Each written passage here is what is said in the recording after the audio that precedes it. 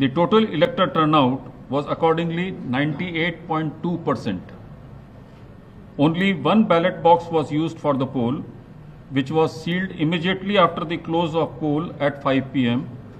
in the presence of the authorized representatives of the contesting candidates and election observers. The counting of votes commenced at 6 p.m.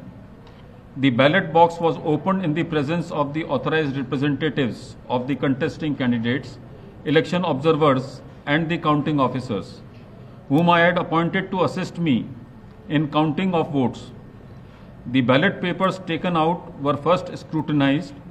The valid and invalid ballot papers and one postal ballot paper was also received, were segregated, and the valid ballot papers were distributed according to the first preference vote secured by each candidate. The postal ballot has been treated as returned and cancelled, as the elector declined to cast his vote. 767 votes were polled, out of which 752 were valid and 15 were invalid. The quota sufficient to get a candidate elected as Vice President was determined by dividing the total number of first preference votes secured by both the candidates by 2 and then adding 1 to the quotient. The said quota was 377. As all of you are aware, the value of votes for the presidential election is 1. Shri Buchi Reddy Sudarshan Reddy has secured 300 first preference votes, and Shri C.P. Radhakrishnan has secured 452 first preference votes. As the first preference vote secured by Shri C.P. Radhakrishnan was greater than the requisite quota, in pursuance of provisions contained in Section 11 of the Presidential and Vice Presidential Elections Act 1952, 31 of 1952, read with Rule 35 of the Presidential and Vice Presidential Election Rules 1974, I, P.C. Modi, the returning officer for the Vice Presidential Election 2025, hereby declare that Shri C.P. Radhakrishnan, Jal Bhushan Raj Bhavan, Walkeshwar Road, Malabar Hill, Mumbai, has been duly elected to the office of Vice President of India. The result is being sent to the Election Commission of India and the Ministry of Law and Justice as per the extant provisions under Section 12 of the Presidential and Vice Presidential Election Act 1952 and Rule 35 of the Presidential and Vice Presidential Election Rules 1974. Overall, the 17th Vice Presidential election was conducted in a free, fair and orderly manner. I would like to take this opportunity to thank the candidates and their authorized representatives for their cooperation, which facilitated early completion of the proceedings. Thank you.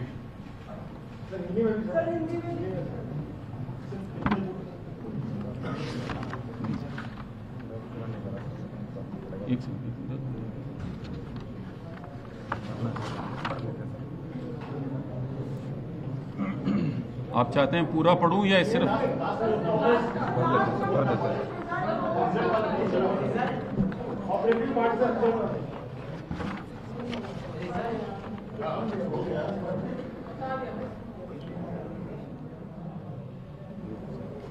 Shri बुच्ची रेड्डी सुदर्शन रेड्डी को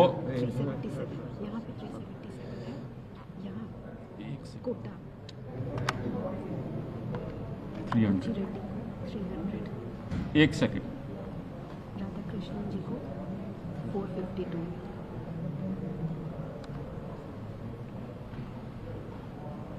श्री बुच्ची रेड्डी सुदर्शन रेड्डी को 300 प्रथम वरीयता के मत प्राप्त हुए और श्री सीपी राधाकृष्णन को 452 प्रथम वरीयता के मत प्राप्त हुए। चूंकि श्री सीपी राधाकृष्णन को अपेक्षित कोटे से अधिक वरीयता के मत प्राप्त हुए, इसलिए राष्ट्रपतीय और उपराष्ट्रपतीय निर्वाचन नियम 1974 के नियम 35 के साथ पठित राष्ट्रपतीय और उपराष्ट्रपतीय निर्वाचन अधिनियम 1952 की धारा 11 के अंतर्विष्ट उपबंधों के अनुसरण में मैं पीसी मोदी उपराष्ट्रपतीय निर्वाचन 2025 के निर्वाचन अधिकारी एतद द्वारा घोषित करता हूं कि श्री सीपी राधाकृष्णन भारत के उपराष्ट्रपति के पद पर विधिवत निर्वाचित हुए हैं। धन्यवाद। तर देशाचा उपराष्ट्रपती पदाचा निकाल जाहीर झालेला आहे। एनडीएचे सीपी राधाकृष्णन हे देशाचे नवे उपराष्ट्रपती असतील। याआधी ते महाराष्ट्राचे राज्यपाल होते, त्यामुळे त्यांचं महाराष्ट्र कनेक्शन सुद्धा तितकंच महत्त्वाचं मानलं जात आहे। प्रशांत लीला रामदास आपल्याला अधिक माहिती देतील। प्रशांत, ही सगळी प्रक्रिया कशी पार पडली आणि महाराष्ट्राच्या दृष्टीने महत्त्वाचं म्हणजे मतं फुटण्याची जी भीती होती त्याबद्दलची काय चर्चा? प्रशांत यांच्याशी आपला संपर्क होत नाहीये, पुन्हा एकदा त्यांच्याशी संवाद साधण्याचा प्रयत्न करू। जगदीप धनखड यांनी राजीनामा दिल्यानंतर देशात उपराष्ट्रपती पदाची निवडणूक जाहीर झाली। एनडीए आणि यूपीए दोघांनी सुद्धा आपापले उमेदवार दिलेले होते। महाराष्ट्रामध्ये एक खूप इंटरेस्टिंग चर्चा रंगली, ती म्हणजे इंडिया आघाडीची किंवा विरोधकांची मतं फुटण्यासंदर्भातली। पुन्हा एकदा आपण जाऊया, प्रशांत लीला रामदास आपल्याला अधिक माहिती देतात।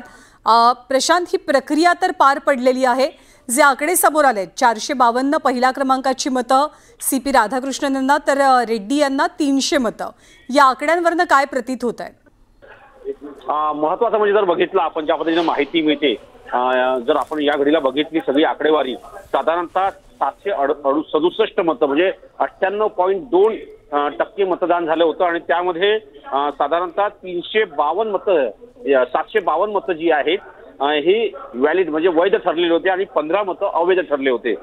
त्यापैकी पहिल्या पसंतीचे क्रमांकाचे मतं जे 300 मतं जे साधारणतः सुधाकर रेड्डी यांना मिळाले आणि 452 मतं जे आहेत डॉक्टर सीपी राधाकृष्णन यांना मिळालेले आहे। साधारणतः जर आकडे जर बघितलं तर जयराम रमेश यांनी दावा केला होता की 315 मतं हे निश्चितपणे आम्हाला मिळतील, पण या घडीला जर बघितलं तर जवळपास 15 मतं त्यांना कमी आहे।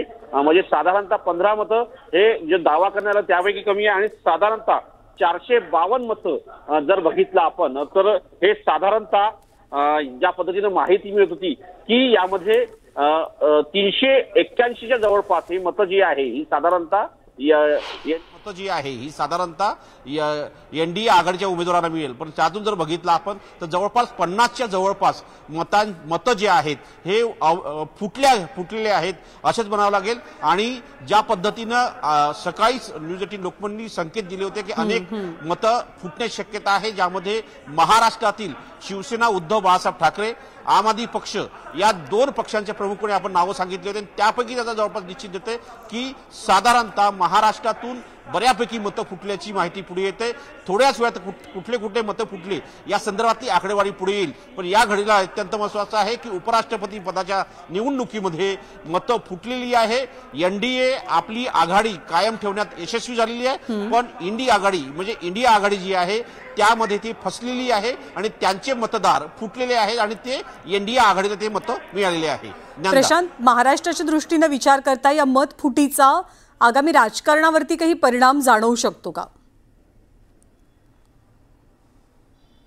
आणि ज्ञानाचा जर बघितला आपण तर ज्या पद्धतीच्या घडामोडी केंद्र सरकारला होत आहे, कारण की केंद्र सरकारच्या माध्यमातून ज्या अनेक घडामोडी होत आहे, एकीकडे टीडीपी असो जेडीयू असो यांचं पाठबळ काढलं जाणे अशा प्रकारची चर्चा होती, पण असं असताना ज्या पद्धतीनं ही समोर माहिती आली त्यामध्ये इंडिया आघाडी जी आहे ही सशक्तपणे पुढे आपल्याला पाहायला मिळाली। आणि त्यामध्ये जर बघितलं आपण तर एक ज्या पद्धतीने माहिती मिळते साधारणतः की याच्यामध्ये इंडिया आघाडीने आपली संपूर्ण खासदार हे शाबूत ठेवण्यामध्ये त्यांना यश आलेलं आहे, पण दुसरीकडे जर बघितलं तर इंडिया आघाडीला जे आहे हे मोठं नुकसान सहन करावं लागते। त्यांनी जो दावा केला होता साधारणतः इंडिया आघाडीने 315 मतं मिळतील, तर या घडीला जर बघितलं तर विरोधी पक्षांच्या खासदारांची साधारणतः 15 मतदारांनी जर दावा जयराम रमेश यांनी ट्विट करून दावा केला होता तर 15 मतदारांनी ही क्रॉस मतदान केलं, हे या घडीला स्पष्टपणे सांगता येऊ शकतं। जो दावा खुद्द जयराम रमेश यांनी केला होता, ज्या इंडिया आघाडीचे मुख्य नेते जयराम रमेश खासदार राज्यसभेचे सदस्य आहेत त्यांनी जर हा दावा केला होता आणि तोच दावा पहिल्याच जेव्हा मतदान मोजणी झाली आणि त्यातून जे माहिती पुढे आली त्याच्या आधारावरती की साधारणतः 15 मतं जे आहे हे क्रॉस वोटिंग झालेले आहे आणि हे मतं फुटलेले आहे हे स्पष्ट आहे। याचा अर्थ असा होतो की इंडिया आघाडी ही दुबळी झालेली आहे आणि इंडिया आघाडी ज्याला एनडीएची राष्ट्रीय लोकशाही आघाडी संबोधली जाते ही सशक्तपणे उपराष्ट्रपती पदाच्या निवडणुकीत पुढे आलेली आहे। ज्ञानदा. या निवडणुकीतनं प्रशांत राजकीय दृष्ट्या किंवा पॉलिटिकल स्ट्रॉंग मेसेज नेमका कुठला गेलेला आहे? निवडणूक खरं तर उपराष्ट्रपती पदाची आहे, ती वेगळ्या पद्धतीने होते, त्याचं मतदान वेगळ्या पद्धतीने होतं, पण राजकीय मेसेज काय रुजवला गेला आहे?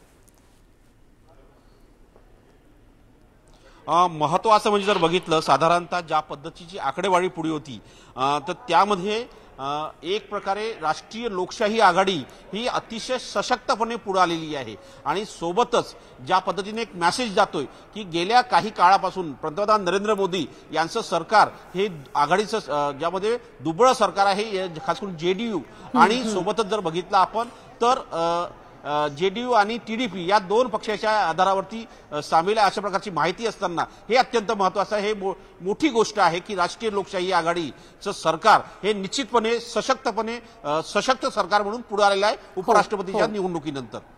प्रशांत, धन्यवाद या सगळ्या माहितीबद्दल. तर उपराष्ट्रपती पदाची निवडणूक पार पडलेली आहे आणि एनडीएचा विचार करता, सत्ताधारी एनडीएचा विचार करता अतिशय सशक्तपणे एनडीए या निवडणुकीला सामोरी गेली.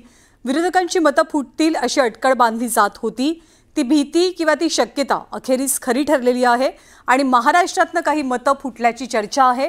काही वेळातच कदाचित कोणत्या पक्षाची मतं फुटली हे स्पष्ट होऊ शकेल.